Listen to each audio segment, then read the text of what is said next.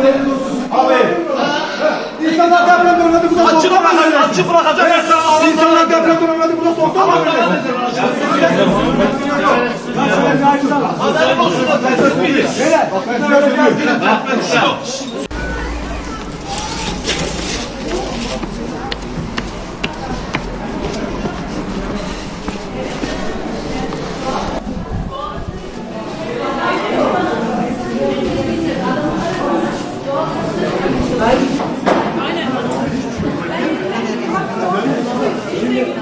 Yüzüne abi.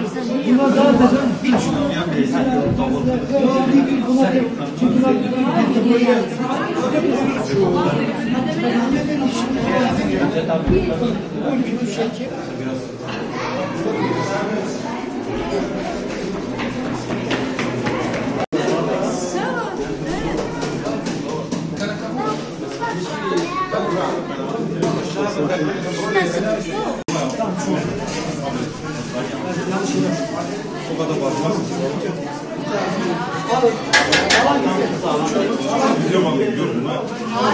Öyle bir şey yok.